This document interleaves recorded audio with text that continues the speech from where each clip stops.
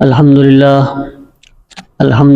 نحمده ونستعینه ونستغفره ونؤمن به ونتوکل علیہ ونعوذ باللہ من شرور انفسنا ومن سیئات اعمالنا من يهده الله فلا مضل له ومن يضلله فلا هادي له ونشهد ان لا اله الا الله وحده لا شريك له ونشهد أن سيدنا وسندنا ومولانا محمدا عبده ورسوله أما بعد فأعوذ بالله من الشيطان الرجيم بسم الله الرحمن الرحيم يا أيها الإنسان ما غرك بربك الكريم الذي خلقك فسواك فعدلك في أي صورة ما شاء ركبك صدق اللہ العظیم وصدق رسولہ النبی الکریم ونحن على ذلك لمن الشاہدین والشاکرین والحمد للہ رب العالمین۔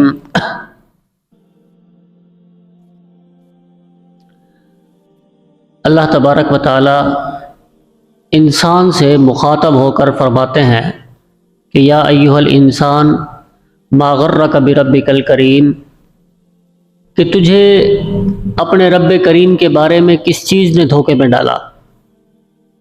الذی خلقک، جس نے تجھے پیدا کیا، فسواک، اور پھر تجھے برابر کیا، فعدلک، ایسے بنا سنوار کر بہترین، فی ای صورت ما شاء رکبک، پھر بہترین صورت کے اندر تجھے ڈھال دیا۔ ایسے رب کے بارے میں تجھے کس چیز نے دھوکے میں رکھا کہ یہ سارا کچھ سب کچھ میں نے صرف تیرے لیے کیا۔ فرماتے ہیں کہ جعلت لک حنانا فی صدر ابویک، اللہ تبارک و تعالیٰ نے دو شخصوں کو تیرے لیے بے قرار کر دیا، ایک تیرا باپ ایک تیری ماں، والدین کو تیرے لیے بے قرار کر دیا۔ تو روتا ہے ان کی نیندیں اڑ جاتی ہیں، تو پریشانی میں ہوتا ہے، تکلیف میں ہوتا ہے، وہ پریشان ہو جاتے ہیں۔ تو تجھے کھلاتے ہیں، خود بھوکا رہتے ہیں، تجھے پلاتے ہیں، خود پیاسے رہتے ہیں،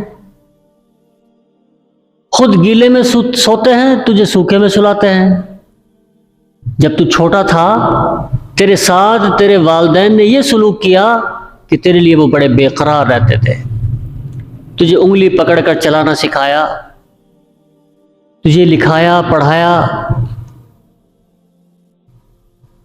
بڑا کیا، تربیت کی، اور پھر کہتے ہیں کہ اللہ تبارک و تعالیٰ نے بچے کے لیے اس کی ماں کی چھاتیوں کے اندر دودھ کی نہریں جاری کر دی، دو چشمے جاری کر دیے۔ فرمایا کہ حدیث کے اندر آتا ہے کہ ماں کا دودھ گرمیوں میں ٹھنڈا ہوتا ہے اور سردیوں کے اندر گرم ہو جاتا ہے۔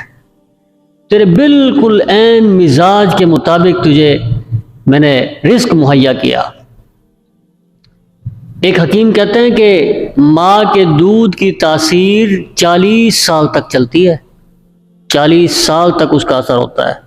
اگر انسان اپنی جوانی کو برباد نہ کرے تو ماں کے دودھ کے اندر اللہ تبارک و تعالیٰ نے وہ قوت اور طاقت رکھی ہے، وہ تاثیر رکھی ہے کہ 40 سال تک اس کا اثر باقی رہتا ہے۔ فرمایا کہ ان دو شخصوں کو، تیرے والدین کو میں نے تیرے لیے بے قرار کر دیا، تیرے لیے فکر مند بنا دیا۔ ما غرک بربک الکریم، فرمایا کہ تجھے تیرے رب کے بارے میں کس چیز نے دھوکے میں رکھا ہے۔ ام خلقوا من غیر شیء ام خلقوا السماوات والارض، زمین کس نے پیدا کی، آسمان کس نے بنائے، پہاڑوں کو کس نے بنایا، یہ سمندر کس نے بنائے، یہ دریا کس نے بہائے، یہ صحرا کس نے بنائے، یہ درخت کس نے لگائے۔ کوئی ذات ایسی ہے؟ اتنی بڑی کائنات، اتنی مخلوقات، ان سب کے ہوتے ہوئے اللہ تبارک و تعالیٰ نے انسان کو اشرف المخلوقات بنایا. تمام مخلوقات میں سب سے اعلیٰ افضل مخلوق انسان، اور بہترین صورت بنائی، بہترین ایسی صورت کہ اس جیسا اللہ تعالیٰ فرماتا ہے کہ میں نے پیدا ہی نہیں کیا. ایسی بہترین تخلیق. هل أتى على الإنسان حين من الدهر لم يكن شيئا مذكورا. فرمایا کہ اے انسان تو ذرا اپنی پیدائش پر تو غور کر، تو تھا کیا؟ ایک ناپاک قطرے سے میں نے تجھے بنایا، اور پھر جب تو بڑا ہوا تو پھر تو کیسی باتیں کرنے لگا. رب ہونے کا دعویٰ کیا، نبی ہونے کا دعویٰ کیا، بڑا ہونے کا دعویٰ کیا کہ میں ہی میں. فرماتے ہیں کہ اے انسان تو اپنی پیدائش پر تو غور کر، تو تھا کیا؟ ایک مشرک نبی کریم صلی اللہ علیہ وسلم عاص بن وائل السہمی اللہ کے نبی کی خدمت میں آیا. ہاتھ میں اس نے ہڈی لی ہوئی تھی، ہڈی نرم بوسیدہ، اور آ کر کہنے لگا کہ اے محمد، تو کہتا ہے کہ مردے زندہ ہو جائیں گے، آخرت میں اللہ تبارک و تعالیٰ مردوں کو زندہ کر دے گا، ان میں روح پھونک دے گا، کیا اس ہڈی کو بھی زندہ کرے گا؟ اور ہاتھ میں اس نے ہڈی لی ہوئی تھی نرم بوسیدہ پرانی، ایسے ہاتھ سامنے کیا اور اس ہڈی کو ایسے ہاتھ سے مسلا اور پھونک مار کر اس کو ریزہ ریزہ کر کے اڑا دیا کہ کیا تیرا رب اس ہڈی کو بھی زندہ کرے گا؟ اللہ تبارک و تعالیٰ نے، اللہ کے نبی نے فرمایا کہ میرا رب اس ہڈی کو بھی زندہ کرے گا اور تجھے جہنم کی آگ کا مزہ چکھائے گا. اور قرآن پاک کی سورہ یاسین کی جو آخری آیتیں ہیں، وَضَرَبَ لَنَا مَثَلًا وَنَسِيَ خَلْقًا قَالَ مَن يُحْيِي الْعِظَامَ وَهِيَ رَمِيمٌ. وہ تم سے پوچھتے ہیں، وہ تجھ سے پوچھتا ہے کہ کون ان ہڈیوں کو زندہ کرے گا؟ وہی رمیم، اور یہ تو ریزہ ریزہ ہو چکے ہیں، ریت بن چکی ہیں، ذرے بن چکے ہیں. تو فرمایا کہ قل، اے نبی آپ کہہ دیجئے، قل یحییھا الذی انشأھا اول مرہ، وہ ذات ہے جس نے اس کو پہلی مرتبہ پیدا کیا تھا، وہی اس کو دوبارہ زندہ کرے گا. فرمایا کہ میرا رب ان ہڈیوں کو بھی زندہ کرے گا اور تجھے آگ کا مزہ چکھائے گا. در حقیقت ہم ایسے دور سے گزر رہے ہیں کہ جو دور بڑا پرفتن دور ہے. ہر شخص فکری طور پر، نظریاتی طور پر، ذہنی طور پر وہ گمراہ ہو چکا ہے. فکری طور پر، عملی طور پر تو ہم میں بے شمار کمیاں کوتاہی تھی، پہلے سے چلی آ رہی تھی. عبادات میں کمی، نیک کاموں میں کمی، فلاں چیز میں کمی، عملی طور پر. لیکن آج ہم اس پرفتن دور، جس دور سے گزر رہے ہیں، اس دور کے اندر رہنے والے لوگ آج فکری طور پر، ذہنی طور پر گمراہ ہو گئے.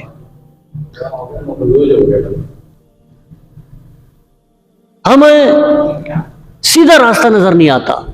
حالانکہ اللہ تبارک و تعالیٰ نے اپنی کتاب قرآن پاک، جو یہدی للتی ہی اقوم، حدیث کے اندر آتا ہے کہ قوموں کو راستہ، اگر قومیں بگڑ جائیں، راستہ بھٹک جائیں، تو فرمایا کہ یہ کتاب پکڑ لو، تمہیں راستہ نظر آ جائے گا. اہدنا الصراط المستقیم. تو ہمیں راستہ ہی نظر نہیں آ رہا. وجہ اس کی کیا ہے کہ ہم نے اس کتاب کو چھوڑ دیا، جس کے اندر تمام مسائل کا حل موجود تھا. ہم نے اس کتاب کو پس پشت ڈال دیا. اللہ کے نبی نے فرمایا کہ من جعلہ امامہ ساقہ الی الجنہ، کہ جس شخص نے میری اس کتاب کو اپنے آگے رکھا، مطلب یہ کہ اس کی پیروی کی، اس کے پیچھے چلا، ساقہ الی الجنہ، یہ کتاب اس کو جنت میں لے جائے گی، سیدھے راستے پر. اور فرمایا کہ ومن جعلہ خلفہ ساقہ الی النار، اور جس شخص نے اس کتاب کو اٹھا کر پس پشت ڈال دیا، دنیا کی دوڑ میں ایسا دوڑا، ایسا بھاگا کہ سب کچھ بھول گیا، فرمایا کہ ساقہ الی النار، یہ کتاب اس کو جہنم میں لے جائے گی. پھر وہ جنت میں نہیں جائے گا، وہ سیدھا جہنم میں جائے گا، آگ کی طرف جائے گا. تو در حقیقت مجرم تو ہم خود ہیں.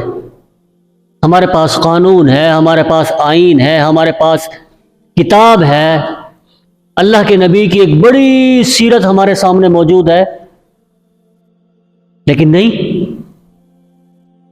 ہر شخص اس وقت ظالم ہو چکا ہے، ہر شخص ظلم کرنے پر تلا ہوا ہے.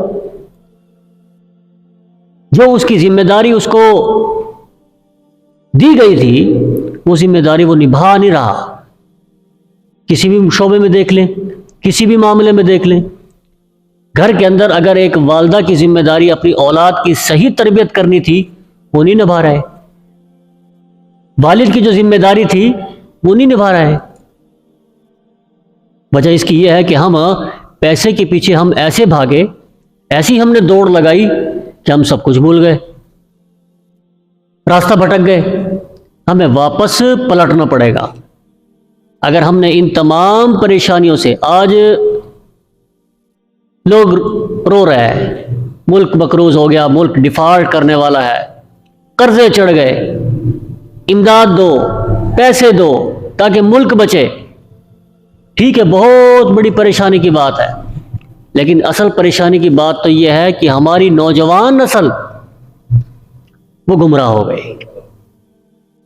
یہ وقت پھر بھی گزر جائے گا، لیکن جو آئندہ آنے والا وقت ہے وہ اس سے زیادہ خطرناک ہوگا. کیونکہ ہماری جو آئندہ آنے والی نسل ہے، جو اب چھوٹی ہے، اور 20 سال 30 سال کے بعد جب وہ معاشرے کے اندر قدم رکھے گی تو وہ کیسی ہوگی. ہمارے تو ذوق اور شوق ہی بدل گئے. مردوں کو کمانے کے سوا کوئی شوق نہیں، عورتوں کو بننے سنورنے کے علاوہ کوئی شوق نہیں. مرد کما رہا ہے، اس کو کمانے کا شوق ہے، اور عورت اس کو بننے اور سنورنے کا شوق ہے. مرد کماتا ہے، عورت خرچ کرتی ہے، یہ شوق ہے. تو اصل پریشانی کی بات یہ ہے کہ ہماری آئندہ آنے والی نسل، اس کا ذہنی لیول وہ کیا ہے، وہ کس طرف جا رہی ہے. پست ہوتا جا رہا ہے، گھٹتا جا رہا ہے، کم ہوتا جا رہا ہے. وراثت کے معاملے میں آپ دیکھ لو، کون اپنی اولادوں کو، بیٹیوں کو حصہ دیتا ہے وراثت میں؟ زمیندار تو ویسے ہی نہیں دیتے. بیٹے بھائی سارے مل جاتے ہیں، ساری زمین اپنے نام کروا لیتے ہیں. اور جو تاجر برادری ہے، میرے خیال میں شاید وہ بھی اکثر 90% مجموعی طور پر بیٹیوں کو وراثت کے اندر حصہ نہیں ملتا، مجموعی طور پر. حالانکہ قرآن کریم کا یہ فیصلہ ہے. تاجر لوگ کیا کہتے ہیں کہ جی ہم نے آپ کی شادی کر دی بیٹی کی، یہ جو جہیز ہے نا، بس یہ تیرا حصہ ہے، ختم، چھٹی.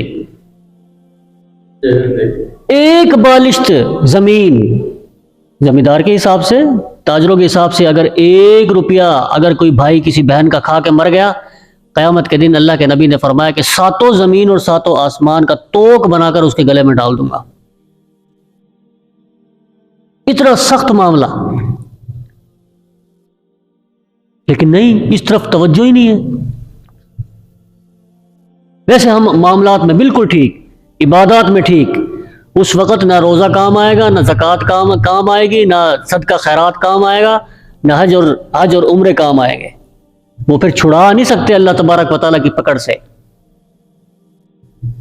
شہید کتنا بڑا مقام اور مرتبہ، قرض اس کا بھی معاف نہیں،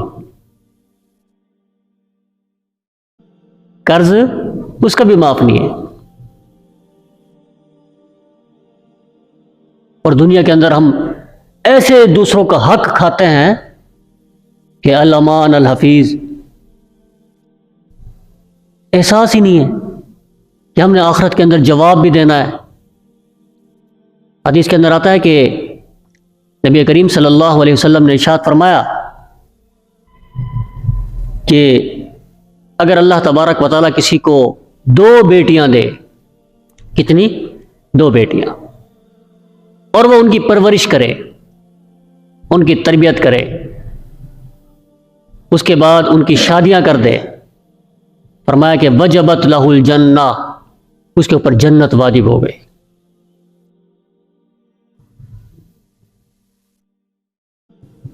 بیٹی پیدا ہوتی ہے نا، تو پھر سسرال میں اس عورت کا مقام اتنا نہیں ہوتا۔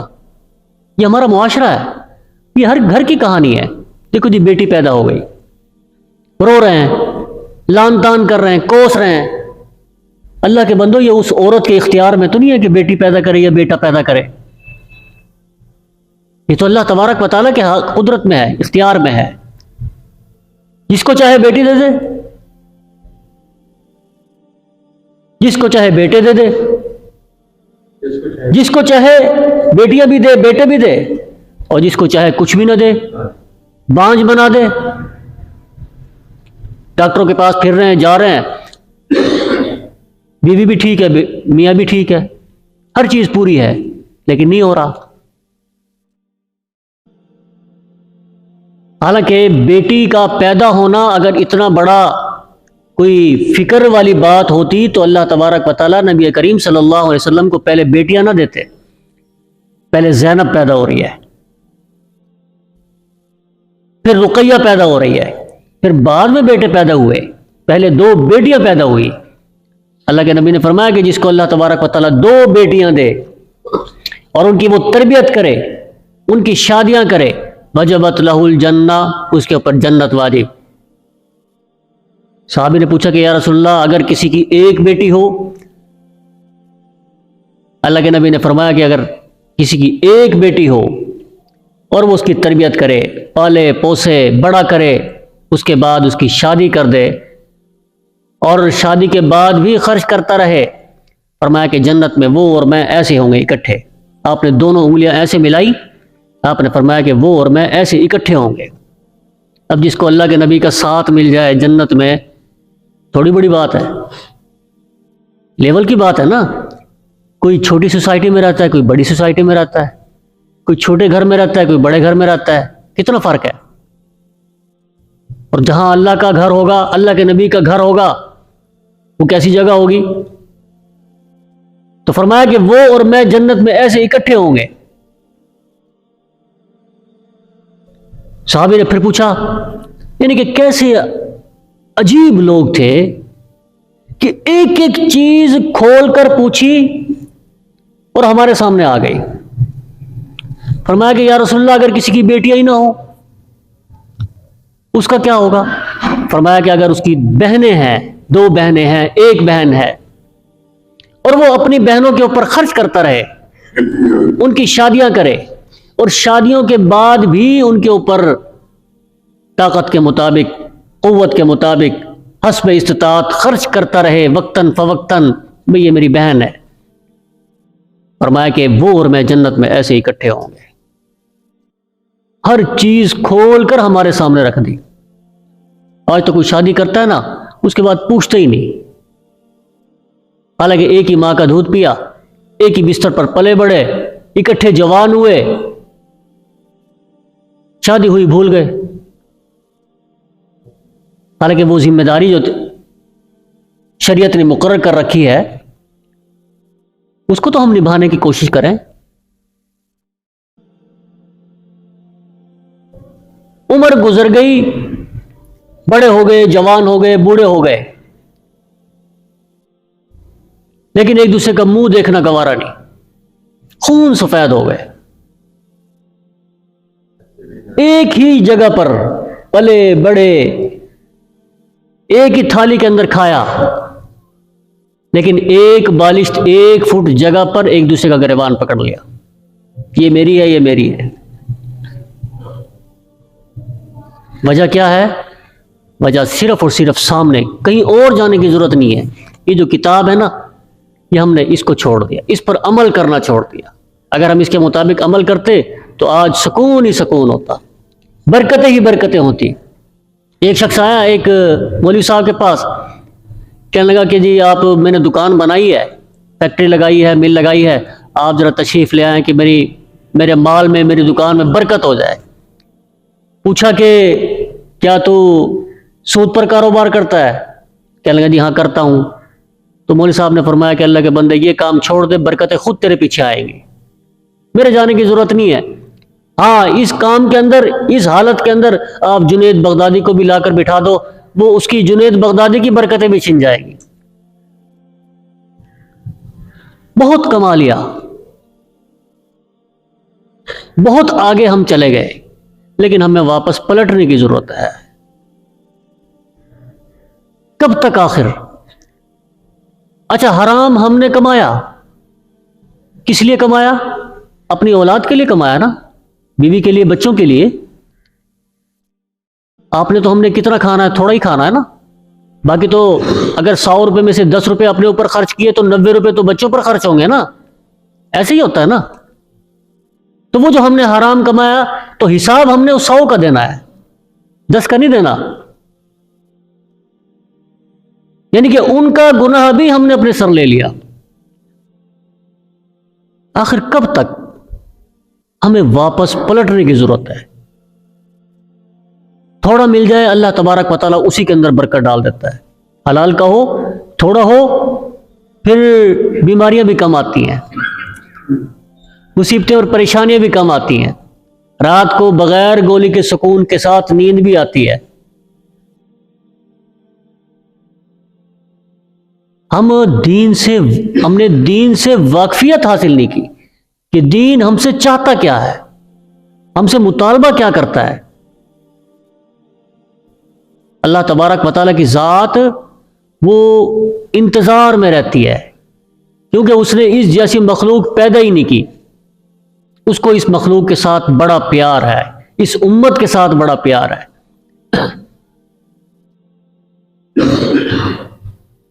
حدیث کے اندر آتا ہے کہ ایک محدث، ان کا انتقال ہو گیا، شاگرد نے ان کو خواب میں دیکھا، پوچھا کہ استاد جی کیا بنا؟ کہنے لگا کہ جس وقت میں اللہ کی بارگاہ میں پیش ہوا تو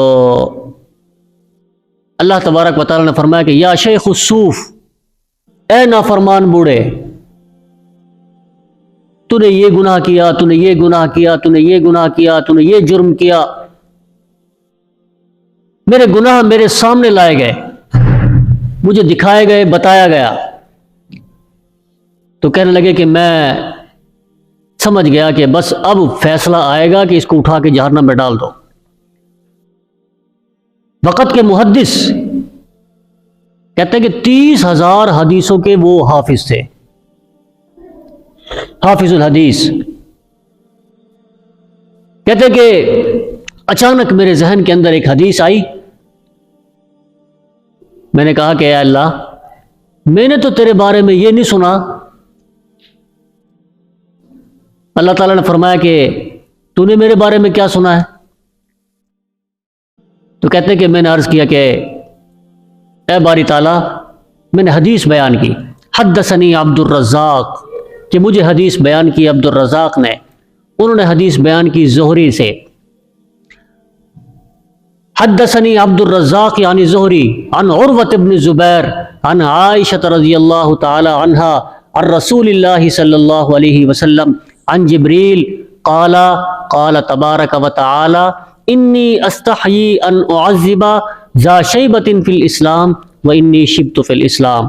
کہ اللہ، میں نے حدیث سنی عبد الرزاق سے، انہوں نے حدیث سنی زہری سے، انہوں نے حدیث سنی عروہ بن زبیر سے، انہوں نے حدیث سنی عائشہ سے، انہوں نے حدیث سنی اللہ کے نبی سے، انہوں نے سنا جبرائیل سے، اور جبرائیل نے اللہ تبارک و تعالیٰ سے سنا، اور اللہ تبارک و تعالیٰ نے فرمایا